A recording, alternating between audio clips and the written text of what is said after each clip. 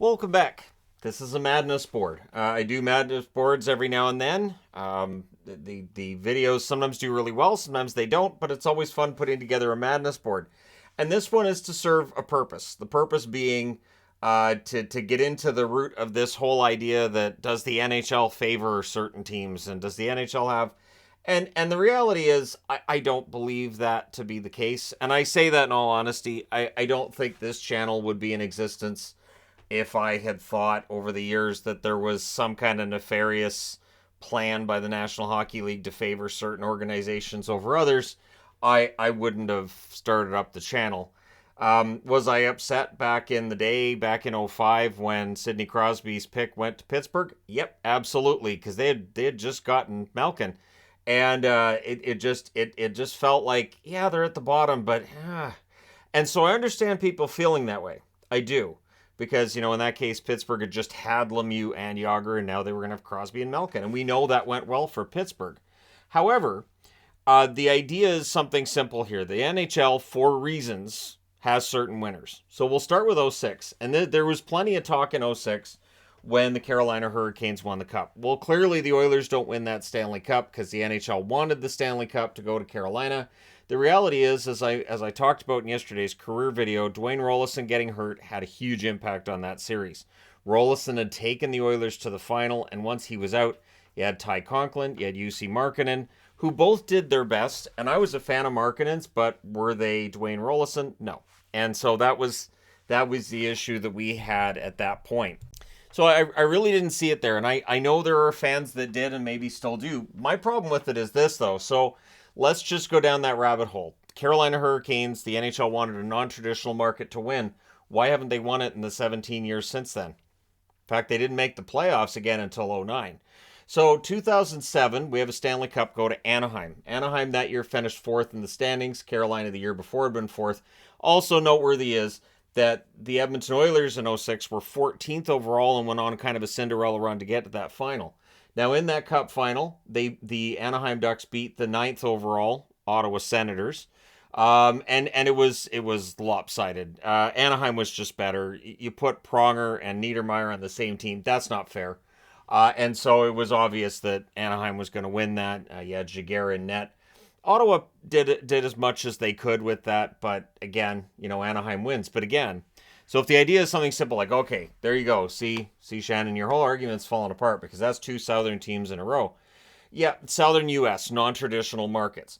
And yes, Anaheim, a non-traditional NHL market. I find it interesting when we talk about non-traditional markets that have had a team now for 30 years. But at any rate, that's the only time that the Ducks have won the Stanley Cup. In fact, they don't show up on the board here a lot, and when they do, they don't get back to the Stanley Cup final. So again, the NHL gave them a Stanley Cup and then was like, okay, there's your cup, and now we're not going to give you another one. 2008, the Stanley Cup goes to Detroit. Detroit, a traditional market.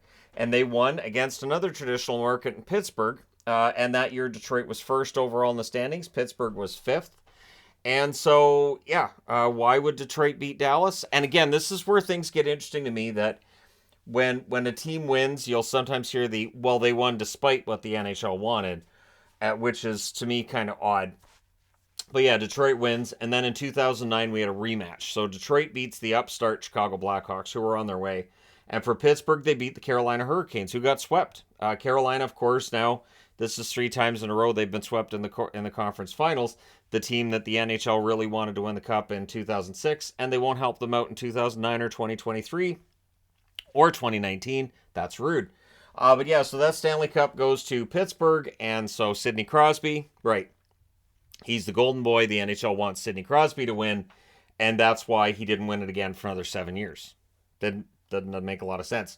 2010, the Chicago Blackhawks won. They were third overall in the NHL. They beat the 18th ranked Philadelphia Flyers in the final. And to get to the final, the Flyers beat the number 19 team in the league in Montreal. So that's an oddity, the 18th and 19th ranked teams. So I've seen a lot of comments about Florida being 17th. Yeah, this isn't new to the National Hockey League, not at all. I do find it interesting, too, because people have said all year, well, the East is stronger than the West, so if a team in the West has more points than a team in the East, that doesn't mean anything. Now that Florida's in the final, it's, wait, they had less points than Calgary. Okay, but I thought the East was better, but okie dokie, we'll move along. But at any rate, yeah, the 18th ranked Philadelphia Flyers go in against Chicago. Entertaining final, but in the end, Chicago comes out with the victory. They were the higher rated team. 2011, of course, famously, it's Vancouver-Boston. Vancouver won the President's Trophy that year, and Boston just flat out beat them. Through the first 5 games, Vancouver, it looked like we're probably going to win the Cup, despite really bad games in Games 3 and 4 against Boston. But then Game 6 was bad in Boston. Game 7 at home wasn't their best game either. And so Boston has the come-from-behind victory in that series, and they win the Stanley Cup, even though they were 7th overall in the NHL. And again, the conversation coming out of that, much like with Chicago, was, all right, so this is the NHL wants this. The thing is, that is now Cups 4 years in a row going to traditional NHL markets. So they weren't going to southern markets, which now I keep hearing Gary loves the southern markets and wants the southern markets to thrive. And yet they weren't doing anything for those markets. In fact, Boston knocked out Tampa Bay, a southern market, in that conference final in a series that in the last game, of course, there were no power plays, and Tampa Bay's power play was lethal. So again, it was, well, Colin Campbell's son plays for Boston, so that's what it is. Oh, okay, sure, yeah, all right. 2012, the 13th rated overall in the standings anyways, LA Kings go to an unlikely Stanley Cup and win it. Their run is being compared a lot to Florida's. And they beat the finalists, New Jersey Devils, who had been 9th overall in the NHL that year. That was a great run by Brodeur, but in the end, the Kings and Jonathan Quick were not going to be denied. I don't remember hearing a lot of complaining that somehow this meant that the NHL was in favor of LA and that there was any kind of nefarious goings on there. LA, even though it's the southern market, I think we can call it a traditional market. I don't know. They've been in the league since 1967, so maybe not.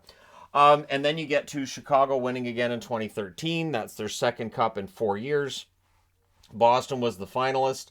Boston was looking for their second cup in 3 years. Boston was 5th overall. Chicago was first. Pittsburgh, second. They lose and spectacularly in that conference final against Boston. That was one of my favorite conference finals ever as a Bruins fan. But the reality was that, yeah, Chicago was just a better team. And it was tough for me as a Bruins fan. And even now, it's like, man, if they just, there was one, just a couple of bounces the wrong way. But at any rate, Chicago wins that cup. 2014, the cup goes back to LA. So that's the second cup in 3 years. They beat the Rangers, who had been 12th overall. The LA Kings were 9th overall. So this idea that a team has to be a number 1 through 5 team in the league to win the cup, LA doesn't think so. LA knocked off Chicago in that conference final, and the Rangers knocked off Montreal. So, and I remember the carry. Yep, Kreider on Price. Yep, we've heard. So this, I know exactly where it's going to go. 2015, Tampa Bay then goes all the way to the Stanley Cup final, knocking out the New York Rangers, who had been first overall that year. Chicago wins the cup for the third time in 6 years, and they knocked out Anaheim in that conference final. Anaheim was 3rd overall in the NHL. Chicago was actually 7th. And there was a lot of controversy about them going over the cap with Kane being on the IR and all that. But at any rate, they win the Stanley Cup over Tampa Bay, who would be in the conversation about going over the cap too, not too long after, depending on how you qualify not too long. 5 years isn't that long. Anyways, so for Tampa Bay, they go all the way to the finals, and they go to the conference final again in 2016. This time, though, they lose against the Pittsburgh Penguins, who would win the Stanley Cup. They were 4th overall in the NHL. So we get away from Chicago being favored by the NHL, right? That was the argument. Well, Chicago's favored. That's how they win 3 cups in 6 years. Pittsburgh wins their second in 7 years, and again, the argument was, well, the NHL favored them there. San Jose was a finalist, the only time San Jose's been in the Stanley Cup final, which is too bad because San Jose had quite the run. Really, really good regular season teams, just didn't translate to the playoffs. That's the other thing I find odd too. So let's just go down that rabbit hole for a moment before I continue. The idea that, well, the NHL favors these teams. Well, why wouldn't they be higher rated then? Wouldn't they have been favored through the regular season as well? Like in Florida's case, why were they below the playoff line then through 72% of the regular season if the NHL wanted Florida to go on this run? And if it's that easy that you can just tell the referees, look, we want Florida to win, Why wouldn't they have done it through the regular season? Why not make sure Florida has a bit of a higher seed and maybe a bit of an easier time with it? And I don't understand. So that's part of what I don't understand on it. So 2017, so we'll go back into 2017, and it's the second cup in a row for Pittsburgh. They were second overall that year. Nashville was 17th in the NHL, went all the way to the final. They upset Anaheim in the conference final. So there's Anaheim in a conference final 2 years out of 3. There was controversy with how Anaheim got there. Nashville wins it, and then there was controversy in how Pittsburgh beat Nashville. Pittsburgh hasn't been back since. Nashville hasn't been back since. So this is where the other part gets interesting to me. So let's just say that you could script out things in a professional league. You would want to have those rematches, and you would want to have, in this case, Nashville, who did not win the Stanley Cup in 2017. They were the number one team in the regular season, 2017-2018. They won the President's Trophy. Why wouldn't you want to make it so they go all the way back to the Stanley Cup final? Why wouldn't you want them to have that redemption story?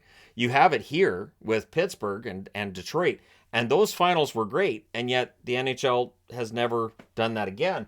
And that's how I look at it. I look for some kind of a logical sense to any of it. So 2018, Vegas in their first season goes to the finals. And yes, the discussion is out there of, well, see, that's because the NHL favors Vegas. Now, where that argument to me falls apart is that when Vegas made their expansion picks, right up until that puck dropped on their first season, nobody said Vegas had a stacked lineup. Nobody said Vegas is going to have it easy. Nobody had Vegas finishing any higher than either last or second last in their division that first year. In fact, I saw plenty of comments at the time when Vegas made their expansion picks of this team looks terrible. This team's not going to win anything. Poor Marc-Andre Fleury. He has to retire down there. Pittsburgh did him dirty. This is a horrible team. And then when they went to the Stanley Cup final, it was, well, it's easy. Look at their expansion list. Of course they're a good team.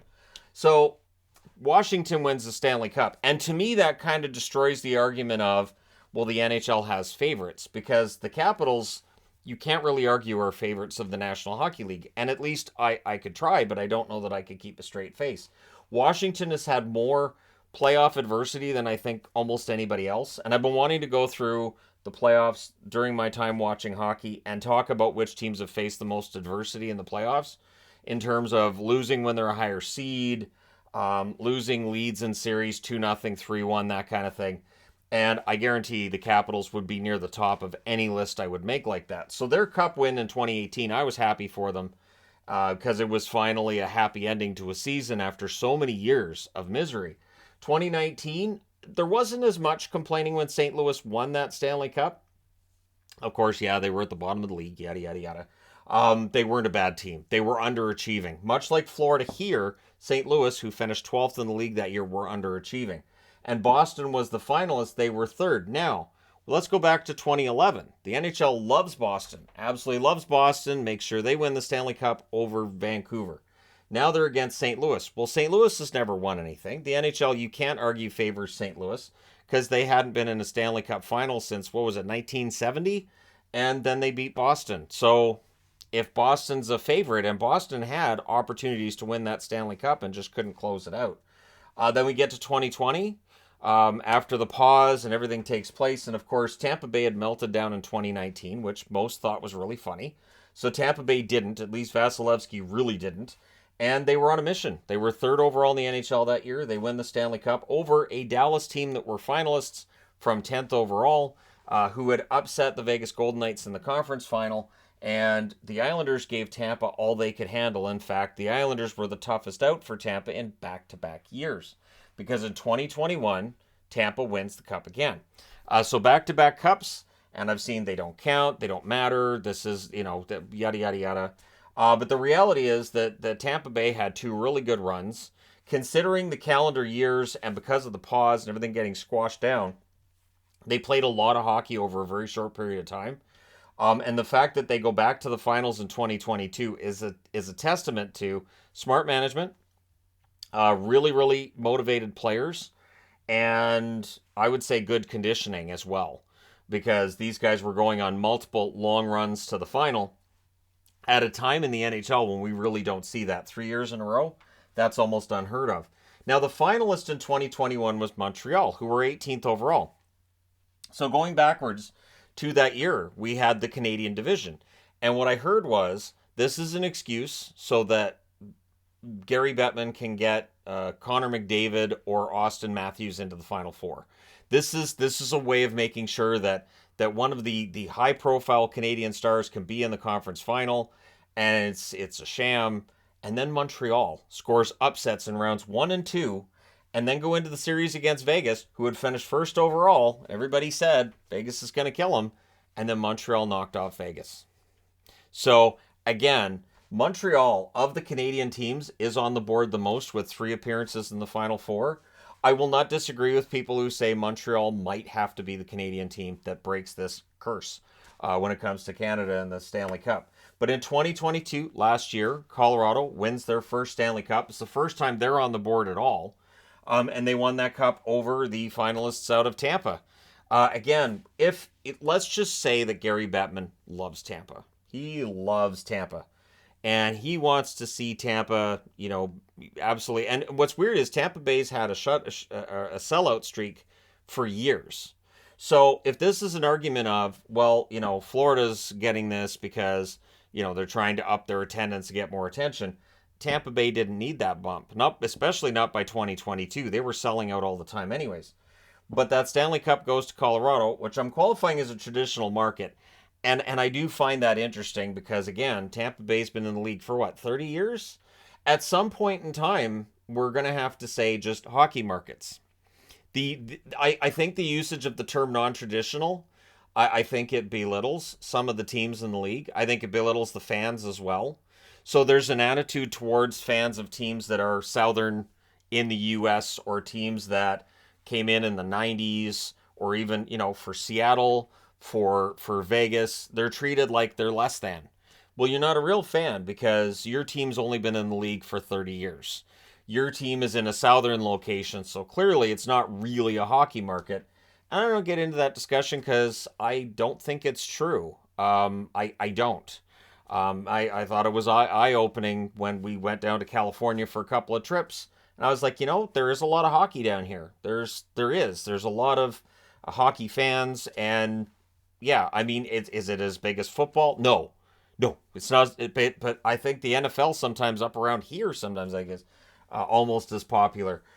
But at any rate, last year Colorado wins. Now Colorado this year, of course, goes out in the first round against Seattle. We saw the argument of Gary's going to love this. But what ends up happening is you end up with these non-traditional newer markets. And so no matter who wins, you can just point the finger and say, well, clearly.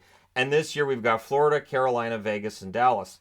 Now, all 4 non-traditional markets. Florida's had their team for roughly 30 years. Carolina's had their team for 26 seasons. Vegas is in their 6th year. I understand that's not as long, and I understand they've been in the conference finals a lot.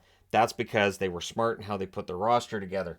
And then here's Dallas, who's in the Final Four for the second time in 4 years. In 2020, they went to the final. This year, it looks like they're going to be out in the conference final. As I'm recording this is the day of Game 4 between the Vegas Golden Knights and the Dallas Stars. But I can't look at that series and say, well, clearly, everything favors Vegas from some nefarious perspective. I think Vegas has just outplayed Dallas. And Game 2, you can argue that Dallas outplays Vegas, but Adin Hill outperforms Ottinger, and goaltenders are part of the team. That's sometimes what we overlook as well. Like, well, the team played better, but how did the goalies do? If your goalie's not as good, then the entire team didn't play better. Maybe your forwards played better than the other teams, but that your goaltender didn't perform as well as theirs. So when we look at the numbers, the Final Four on this board, there are 8 times that a Canadian team's on the board. And so that's 1.14 times per team. So that's that's your evidence right there. Toronto and Calgary do not show up on the board. Both teams right now looking for, well, Calgary just named their general manager. They're looking for a coach. Toronto looking for a general manager. We don't know what's going to happen with Sheldon Keefe as coach there. And so there's some dysfunction in these organizations. Calgary made some decisions last summer based on Gaudreau not wanting to come back and Tkachuk not wanting to sign long-term, made some decisions that at the time looked like they were maybe the right ones, but they haven't aged well to this point. But there's still a lot of time there. Montreal has been in this position 3 times on this board, which again is ridiculous because they're 19th overall, 10th overall, and 18th overall. They haven't been a contender any of the 3 times that they have gone on a run in the playoffs. It's just that Montreal mystique. It's not anywhere near as strong as it was in, say, the 70s and 80s, but it's still there. Ottawa's been on the board twice. Ottawa's a market that could absolutely use some kind of a jump from a financial perspective, and I mean a Stanley Cup final appearance would definitely help. Now, there's one appearance each for Edmonton 2006, so the McDavid era has yet to crack into that level. No, twice. There's 2 for Edmonton. That's what I knew. There was something I missed. So I counted it all up to 9, and then the second time I counted it, it was 8, and I was like, okay, well, fine. So that changes this as well. Makes that 1.28. Edmonton's twice. Winnipeg and Vancouver are once each. That's right, too. There's the McDavid era right there. And 2006, they were 14th overall. Last year, they were 11th. This is something else I've pointed out, too, that Canadian teams are very rarely in a position where they're really, truly a contender. So there's a lot to discuss with Canadian franchises. I can absolutely get into that this summer once the hockey's all said and done. But I really think for Canadian fans that want evidence that somehow the NHL's against them, I don't think they're going to like the production that I put out there because I don't see it. I've seen some bad decisions, some bad trades. I've seen economical factors causing Canadian teams to be negatively impacted. I don't think they're being negatively impacted right now, but at certain points in time, absolutely. During the cap era, I think Canadian teams have had a similar footing to other teams. We get into the tax thing, but that's already been discredited a few times, and I've seen that, but again, I can get into that some other time. So, traditional markets are down here, non-traditional markets are here, and the non-traditional markets, and I don't like to say it, I don't, but this is what's going to be perceived, it's the southern locations. I counted Seattle as a traditional market because hockey in Seattle goes back over a century. Pro hockey goes back over a century. So I'm going to say traditional market there. You guys can let me know why it's not if you want. So non-traditional markets, an average of 3.1 on this board of the teams that are southern, I would say southern or non-traditional markets. So Anaheim is on the board 4 times. They have 1 Stanley Cup to show for it. It is 4 times, right? 1, 2, yeah. 1, 2, 3, 3 times. So I may have, did I count an Edmonton as an Anaheim? All right, so on my count, Anaheim now is 3 times, which means I get to drop that number from 3.1 to 3. So that makes it an even 3 because it's 10 markets. 2, 3, 4, 5, 6, 7, 8, 9. Yep, 10 markets. And Anaheim's on the board 3 times. No, it's 4. This is what happens, see? That's 4. I'm just going to leave the numbers alone. I'm going to trust I counted them right the first time. Arizona's only on the board once. So for all the discussion about how the NHL won't let the team leave Arizona, if the NHL was going to put, its hand on the wheel and steer a team in the direction of success, Arizona would be that team. Arizona doesn't win draft lotteries either. So again, with Connor Bedard, this is why there was a lot of talk of, well, he's going to end up in Arizona. But because Chicago's seen as favored through this era, when Chicago, who hasn't been on this board since 2015, wins the draft lottery because they were a terrible team, people will say, well, clearly the NHL wanted Chicago to have them. But Anaheim, or Arizona, I should say, is where Bedard would have landed. If the NHL really and truly put him where they wanted him, I think Arizona would have been the place. Because then you could market that for your Tempe vote, right? You could be like, hey, look, guys, this guy's coming to Arizona and he's going to be great. And so vote for the Tempe Entertainment District and we're going to get this rolling. And it didn't happen. It didn't happen. They didn't win the draft lottery.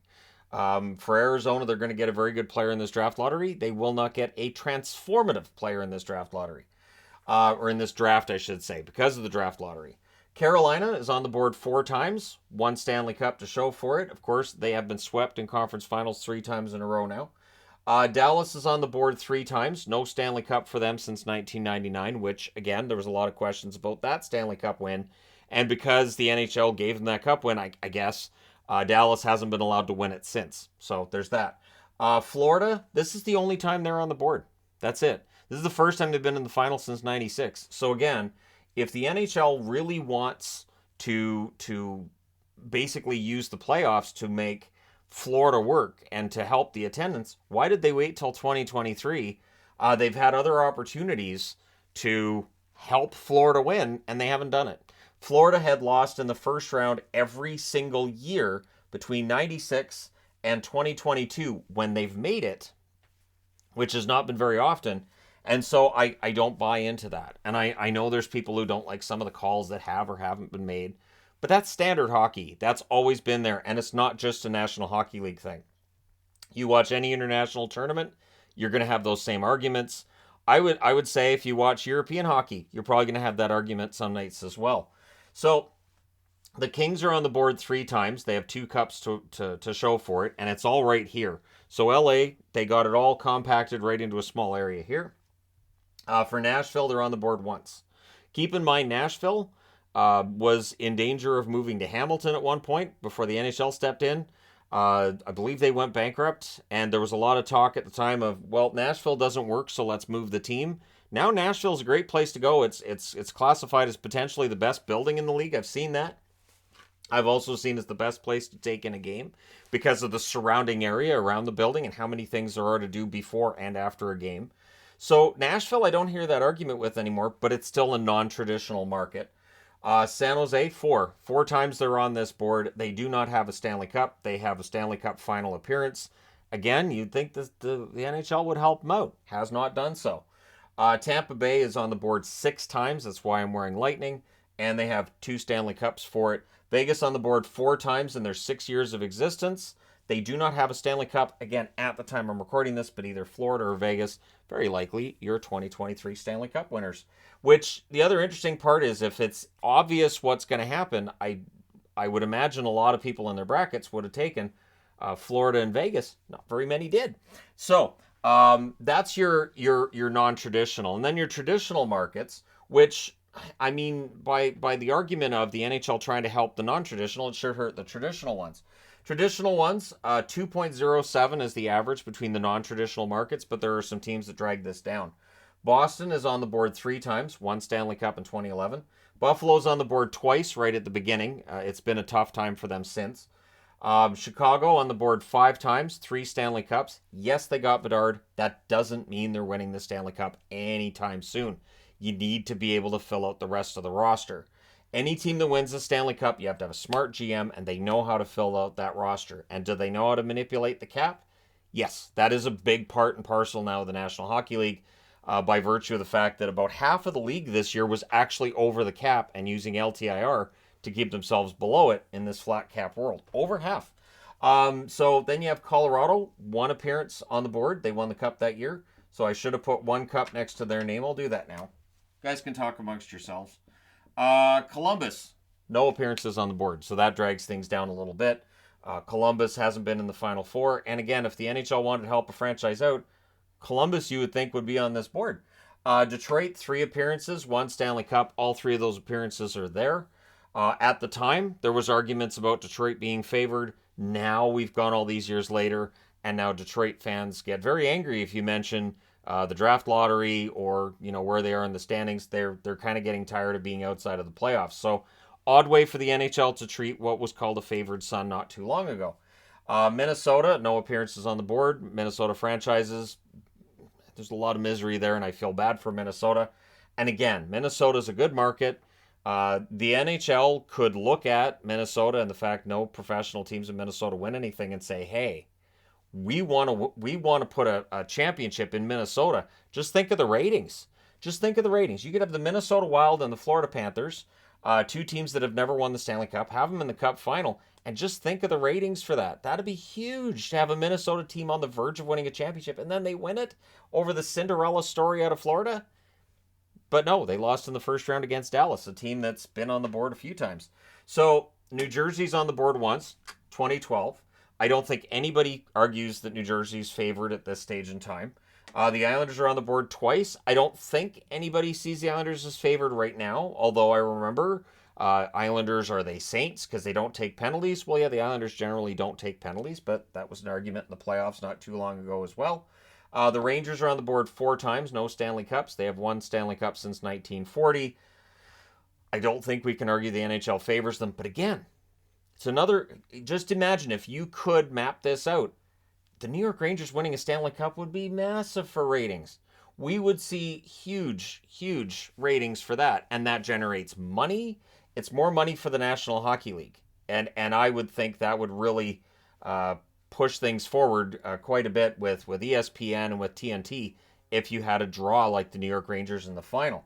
I don't think a Vegas-Florida final is what ESPN would have had in mind if they could map things out too. I think they would have wanted an LA Rangers final because, you've got West Coast, East Coast, 2 huge cities, long-term fans. It would work. Philadelphia's on the board twice, both right there. Philadelphia, of course, going through whatever. Is it a rebuild? What is it today? Is it a rebuild? Is it a retool? Is it a... Anyways, and then you have St. Louis on the board twice and a Stanley Cup. A couple of years after, I was seeing everybody saying, well, St. Louis will never win a cup because the NHL won't allow it. And then they did. Washington, 1 appearance on the board. They make it count. They win that Stanley Cup.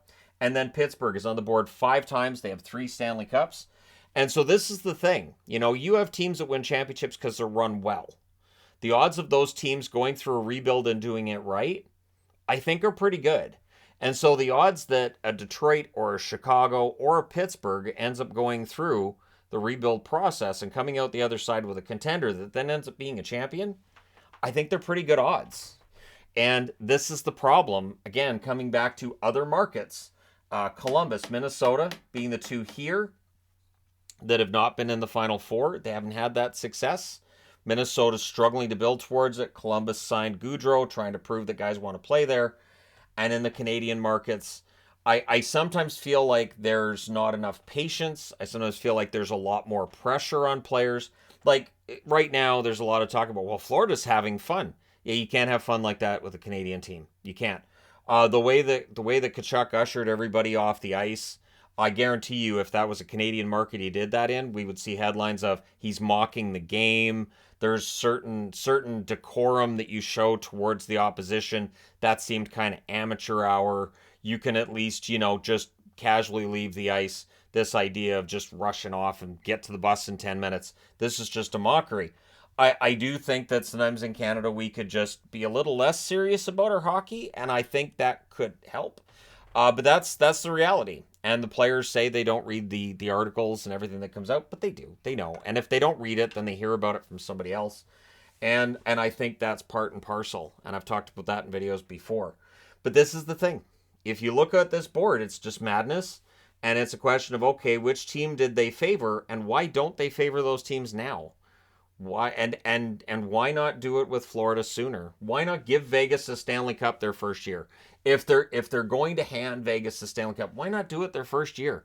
And I mean, at the expense of the Capitals, it would be this absolute heartbreak. But Washington won the series. Ovi got his Stanley Cup, and for Vegas, they were runners-up, and they haven't been in the Stanley Cup Finals until potentially tonight with a victory over Dallas. 5 years after the last time they were in the Stanley Cup Final, which is a long time. That's a long time in between appearances. I know that for many fans of teams that don't get back into the Stanley Cup or haven't been in the Stanley Cup Final for a long time, 5 years doesn't sound like a lot. But for a team that's contending and at or near the top as much as Vegas has been, it's a while. Anyways, let me know your thoughts in the comment section below as always. Don't forget to hit like and subscribe if you're browsing your way through. You just happened upon this video. And that's how Madness videos work. They're very often longer. They won't necessarily get the views for that length of video, but they're fun to put together and it's fun to talk about. So let me know in the comment section below how you feel about any of this. Don't forget to hit like and subscribe if you're browsing your way through. You just happened upon this video. Thank you guys so much for watching, for all your support. I will talk to you again soon.